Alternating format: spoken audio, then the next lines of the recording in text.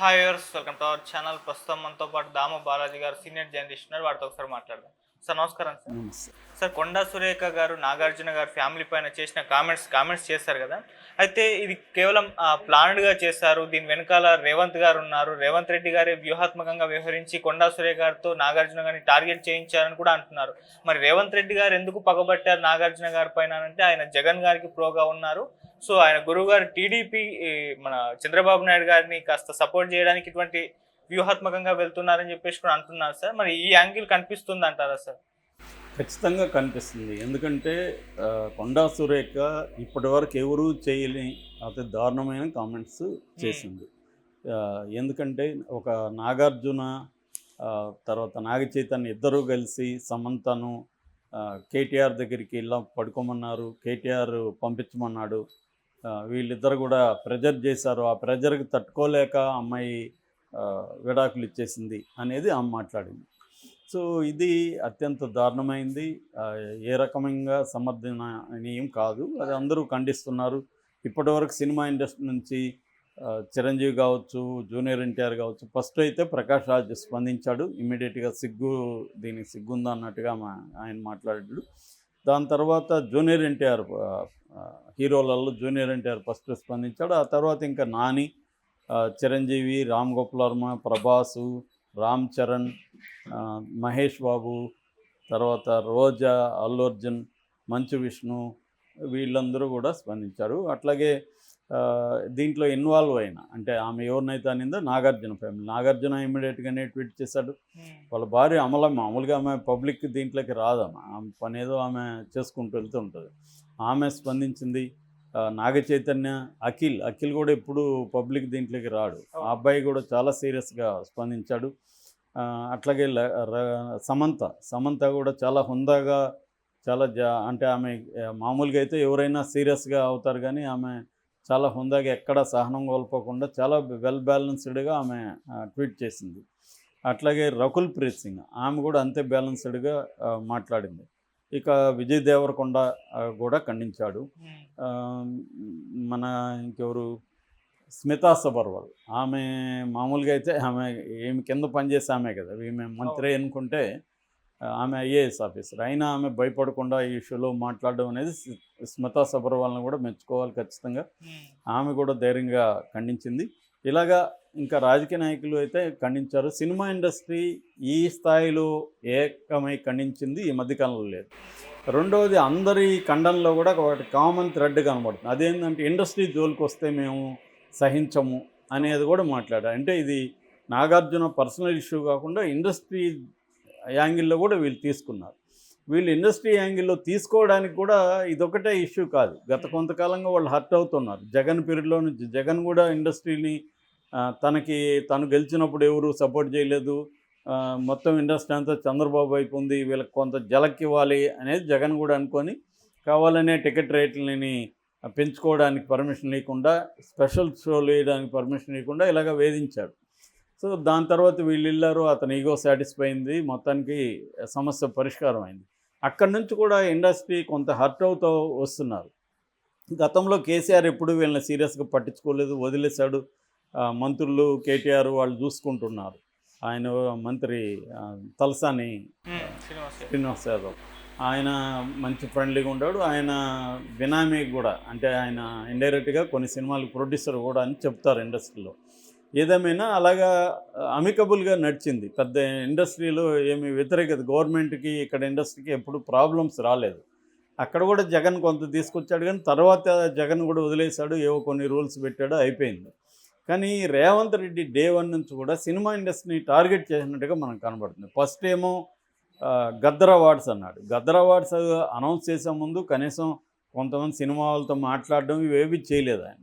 గద్దర్కి cinema ఇండస్ట్రీకి పెద్దగా సంబంధం లేదు. 1-2 పాటలు రాసి ఉండొచ్చు, యాక్ట్ చేసి ఉండొచ్చు, కానీ గద్దర్ పేరు పెట్టడం పట్ల ఎవరికి వ్యతిరేకత లేదు. గద్దర్ పేరు పెట్టి కల్చరల్ అవార్డులు ఇంకోటి ఇవ్వండి, కానీ సినిమా నంది అవార్డులకు బదులు గద్దర్ పేరు పెట్టడం కరెక్ట్గా లేదనేది చాలామంది తెలంగాణ వాదులు, గద్దర్ అంటే ప్రేమ ఉన్న వాళ్ళు కూడా వ్యతిరేకించారు. అంటే దీనికి అప్రోప్రియేట్ కాదని. కానీ ఆయన వినలేదు, ఎవరు రేవంత్ రెడ్డి. వినకుండా సీతయ్యలాగా నేను ఎవరి మాట విన్నట్టుగా ఇండస్ట్రీని నిందించడం స్థాయికి వెళ్ళాడు. దాంతో చిరంజీవి వెళ్ళి కలిసి వచ్చాడు.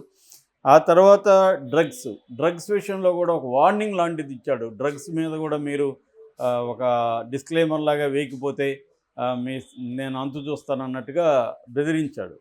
దాని తర్వాత ఫోన్ ట్యాపింగ్, అసలు ఈ ఇష్యూని ఫస్ట్ బయటికి తీసుకొచ్చిందే రేవంత్ రెడ్డి. ఏది సమంతకి కేటీఆర్కి మధ్య ఏదో ఉంది, కేటీఆర్ సమంత ఫోన్ని ట్యాప్ చేశాడు, అందులో విషయాలు వాళ్ళకి చెప్పాడు నాగార్జునకి, అందుకని ఆమె విడాకులు తీసుకుంది అన్న ఒక నెరేటివ్ని బయటికి తెచ్చింది ఎవరు? రేవంత్ రెడ్డి. అవును, ఆయన డైరెక్ట్గా తెచ్చాడా లేదా పక్కన పెడితే, ఫోన్ ట్యాపింగ్లో లీక్ చేస్తేనే కదా వచ్చింది, గవర్నమెంట్ లీక్ చేయకుండా అవి రావు కదా. సో ఈ నెరేటివ్ని తీసుకొచ్చింది ఒక రకంగా రేవంత్ రెడ్డే కదా ఫస్ట్. ఈయన్ను ఆమె ఎవరు రకుల్ రావు అని కూడా పేరు పెట్టింది ఎవరు? రేవంత్ రెడ్డి కేటీఆర్ని. అంటే రకుల్ ప్రీత్ సింగ్కి కేటీఆర్కి సంబంధం ఉందనే విషయాన్ని కూడా రేవంత్ రెడ్డి హైలైట్ చేశాడు. ఇలాగా రేవంత్ రెడ్డి సినిమా ఇండస్ట్రీకి వ్యతిరేకంగా తన రాజకీయ అవసరాల కోసం వాడుకుంటూ ఉండడం అనేది క్లియర్గా కనబడుతుంది. దాని తర్వాత కన్వెన్షన్ మీద అటాక్ చేయడం, చాలామంది ఆక్యుపై చేసుకున్నారని వాళ్ళే చెప్పారు. నేను అప్పుడు కూడా అడిగాను, కన్వెన్షన్ ఆక్యుపై చేసుకుంటే కొట్టడంలో తప్పు లేదు, కానీ ఒక ప్రయారిటీ లిస్ట్ ఏంటి, దేన్ని ఎప్పుడు కొడుతున్నారని అడిగాము. ఆ తర్వాత ఏ పెద్ద బడా ఆక్యుపైదారులకి ఎవరి దగ్గరికి వీళ్ళు వెళ్ళలేదు. కింది స్థాయికి వెళ్ళిపోయారు, middle class, lower middle class, poor వీళ్ళకి వెళ్ళిపోయారు. ఇది ఇప్పుడు మూసి చుట్టూ నడుస్తుంది రాజకీయం. సో ఇలాగా క్లియర్గా రేవంత్ రెడ్డి సినిమా వాళ్ళని టార్గెట్ చేశాడు. అందువల్ల సినిమా వాళ్ళందరికీ కూడా పేరుకుపోయిన కోపం ఈ రూపంలో బయటపడింది. ఇది ఒక సాకులాగా దొరికింది. ఎందుకంటే ఈమె ఎక్స్ట్రీమ్గా వెళ్ళింది, ఈమెను ఎవరు కూడా సపోర్ట్, కాంగ్రెస్ వాళ్ళు కూడా ధైర్యంగా ముందుకు వచ్చి ఆమె చెప్పింది కరెక్ట్ అనేవాళ్ళు ఎవరు లేరు. సో ఆ స్థాయిలో ఉంది కాబట్టి ఇది మంచి ఇష్యూగా దొరికింది సినిమా ఇండస్ట్రీకి. తమ కోపాన్ని కాంగ్రెస్ మీద, రేవంత్ రెడ్డి మీద తమకున్న కోపాన్ని ఎక్స్ప్రెస్ చేయడానికి ఇది ఒక కాంటెక్స్ట్ వాళ్ళకి దొరికింది. ఇది అర్థం చేసుకోకుండా చాలామంది అప్పుడెందుకు మాట్లాడలేదు, ఇప్పుడెందుకు మాట్లాడలేదు, ఇవన్నీ ఏదో మాట్లాడుతున్నారు. దానికి ఒక కాంటెక్స్ట్, ఒక వ్యవహారం ఉంటుంది. అది ఇవాళ కలిసి వచ్చింది వాళ్ళకి. అంతేగాని వాళ్ళకి సడన్గా నాగార్జున మీద ప్రేమ లేకపోతే సమంత మీద ప్రేమ అనేది కాదు అక్కడ. అంటే ఇది ఎక్కడికి వెళ్ళి ఇదవుతుంది, మనం కానీ ఎంటర్ కాకపోతే మనం సాఫ్ట్ టార్గెట్ అవుతున్నాము, వీళ్ళు ఏమీ చేయలేరు, వీళ్ళని ఏమన్నా అనొచ్చు, ఏమన్నా చేయొచ్చు అన్న పద్ధతికి వెళ్ళిపోయింది అన్న ఒక వాళ్ళకి ఒక ధర్మాగ్రహం అంటారు, రైటర్స్ ఇండిగ్నేషన్ అనేది లోపల పెరిగిపోయింది. దాంతో వాళ్ళు రంగంలోకి వచ్చాయి. ఇప్పుడు అనేక వ్యాపారాల్లాగా సినిమా కూడా ఒక వ్యాపారం, అనేక వ్యాపారాలకు ఉన్నట్టే సినిమాకి కూడా కొన్ని రూల్స్, వ్యవహారాలు ఉంటాయి. కానీ సినిమా వాళ్ళే ఏదో దుర్మార్గులు అయినట్టు, మిగతా వాళ్ళు ప్రపంచం అంతా నీతిమంతులు బ్రహ్మాండంగా ఉంది, ఓన్లీ సినిమా వాళ్ళే ఇదే అన్నట్టుగా మాట్లాడడం అనేది ఈ మధ్యకాలంలో బాగా పెరిగింది. సో విడాకులు వేరే వాళ్ళు తీసుకోవట్లేదా, వేరే రంగాల్లో విడాకులు అవ్వట్లేదా, ఓన్లీ వేరే రంగాల్లో అమ్మాయిలు ఇంకొకరితో గడపట్లేదా, అబ్బాయిలు ఇంకొకరితో గడపట్లేదా, సినిమా వాళ్ళే గడుపుతున్నారా, ఇదంతా కూడా ఒక ఎక్స్ట్రీమ్కి వెళ్ళిపోయేసరికి వీళ్ళల్లో కోపం వచ్చింది. ఇది ఒక కాంటెక్స్ట్. రెండవ కాంటెక్స్ట్, రేవంత్ రెడ్డి నాగార్జునని టార్గెట్ చేయడం వెనక ఒక కావాలని చేస్తున్నాడు రేవంత్ రెడ్డి నాగార్జున్ని. అందుకని సమంత పేరు బయటికి తీశాడు ఫోన్ ట్యాప్లో కూడా. ఆ తర్వాత కూడా కన్వెన్షన్ మీద దాడి చేయడం కూడా అంతే. నిజానికి ఆయనకేమీ మిగతా వాళ్ళవి క్లీన్ చేయాలనేది కూడా ఏమీ లేదు, ఆ అజెండా కూడా ఏమీ లేదు రేవంత్ రెడ్డికి. ఆయనకి రాజకీయ అజెండా ఉంది, దాని ప్రకారం వెళ్తున్నాడు. కానీ నాగార్జున టార్గెట్ చేయడం వల్ల ఇంకా చంద్రబాబు ఉన్నాడు, చంద్రబాబు రేవంత్ రెడ్డి ద్వారా నాగార్జున మీద కక్ష తీర్చుకుంటున్నాడు. ఎందుకంటే నాగార్జున జగన్కి అనుకూలంగా ఉన్నాడు, జగన్ అరెస్ట్ అయినప్పుడు కూడా జైలుకి వెళ్ళి చూసి వచ్చాడు. జగన్తో వ్యాపార సంబంధాలు కూడా నాగార్జునకు ఉన్నాయి, రియల్ ఎస్టేట్ రంగంలో అని చెప్తారు. అట్లాగే ఈయన పార్ట్నర్గా ఉన్న ప్రసాద్, ఆయన జైల్లో ఉన్నప్పుడు కూడా వెళ్ళొచ్చి పరామర్శించాడు. అలాగే వ్యాపార సంబంధాలు జగన్తో ఉన్నాయి, ఫ్రెండ్లీ ఇది ఉంది. మామూలుగా నాగార్జున ఫ్యామిలీ ఎలా ఉంటారంటే వాళ్ళు రాజకీయంగా వివాదాల్లోకి పోరు. నాగేశ్వరరావు ఉన్నప్పుడు కూడా ఆయన కాంగ్రెస్ అభిమానే, కానీ ఎప్పుడు బయటకు వచ్చి కాంగ్రెస్ని పొగుడుతూ లేకపోతే ఇంకోటి చేయలేదు. ఆయనకి పర్సనల్గా రామారావుతో కొన్ని ఇబ్బందులు వచ్చాయి అన్నపూర్ణ స్టూడియోకి సంబంధించి, ఆ విషయంలో వ్యతిరేకించారు తప్ప ఆయన రాజకీయాల్లోకి ప్రత్యక్షంగా ఎప్పుడు రాలేదు.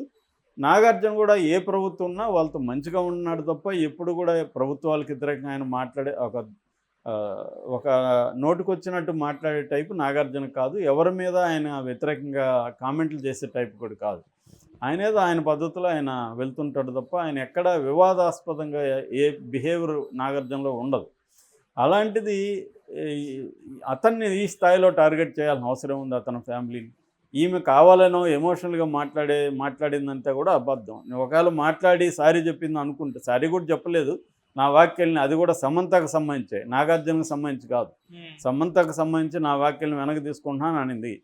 అన్నాక మళ్ళీ సైలెంట్గా ఉండాలి కదా. మళ్ళీ నన్ను ఏమనింది, మరి వాళ్ళిద్దరు ఎందుకు విడిపోయారో ఎందుకు చెప్పట్లేదు? ఎందుకు చెప్పాలి నీకు వచ్చి? వాళ్ళిద్దరూ వాళ్ళ 1,00,000 కారణాలతో విడిపోతారు మనుషులు. నీకు ఎందుకు చెప్పాలి? సమాజానికి ఎందుకు చెప్పాలి? అది వాళ్ళ ప్రైవేట్ వ్యవహారం కదా. ఆ మాత్రం తెలియదు ఆమె. మళ్ళీ ఎందుకు అంటా ఉంది? ఇంత గొడవ అయితే కూడా ఆమె ఖండించడం కానీ రేవంత్ రెడ్డి ఏమి చేయట్లేదు. అవును. అంటే క్లియర్గా రేవంత్ రెడ్డి ఆమె వెనకున్నాడు. నాగార్జున ఫ్యామిలీని టార్గెట్ చేయడం రేవంత్ రెడ్డికి అవసరం కాబట్టి దీని వెనక మళ్ళీ చంద్రబాబు ఉన్నాడు అన్న ఒక నెరేటివ్ అయితే బయటకు వచ్చింది. ఓకే. దీనికి చంద్రబాబు ఉన్నాడా, చంద్రబాబు చెప్పి చేయించాడా తెలియదు, కానీ రేవంత్ రెడ్డి అయితే సినిమా ఇండస్ట్రీకి యాంటీగా ఉన్నట్టుగా మాత్రం కనిపిస్తూ ఉంది. అందుకనే ఇంత ఆగ్రహం మనకి సినిమా ఇండస్ట్రీలో కూడా రోజు రోజు పెరుగుతుంది. మనం సైలెంట్గా ఉంటే రేపు పొద్దున్న నాగార్జునకి అయింది, రేపు మనకు అవ్వదా అన్న ఒక